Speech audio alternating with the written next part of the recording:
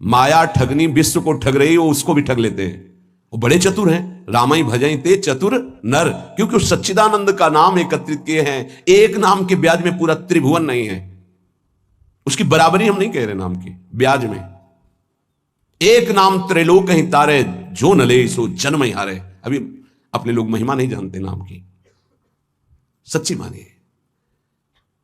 किसी ने कहा कि समस्त संसार को तो हम दुखई में देख रहे हैं, अगर विश्व में कोई सुखी है, वो उपहास के प्रति शब्द थे, अगर विश्व में कोई सुखी है देखा जाता है तो संत जन देखे जाते हैं।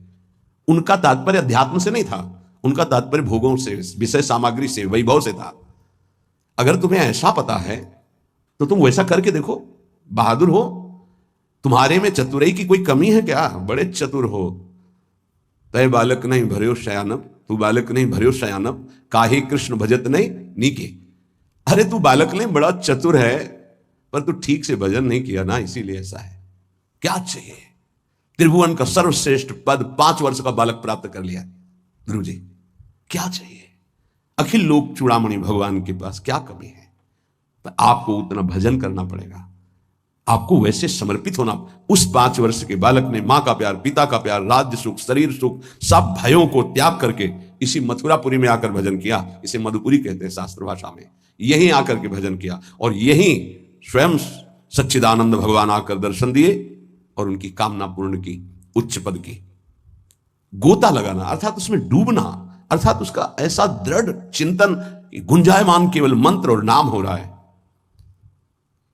तुमसे सच्ची कहते हैं, ये जीव बड़ा पागल हो गया है माया में, सत्य वस्तु को समझ ही नहीं रहा।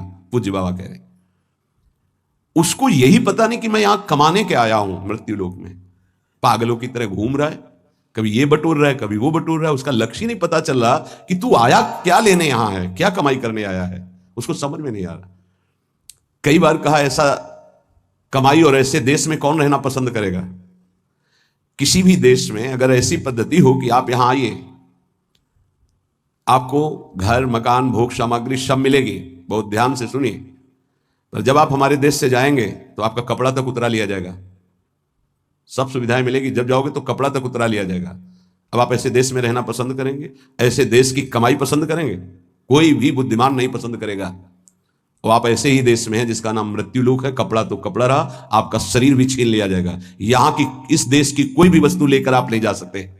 अब आप विचार कीजिए, आप कितने बड़े बुद्धिमान हैं और क्या कमा रहे हैं। खास बात है, जब आप अपने देश को यहां से जाएंगे, अपना देश है भगवत देश, और आपके पास जाने का किराया भी नहीं रखा जाएगा, आपकी पोशाक उतार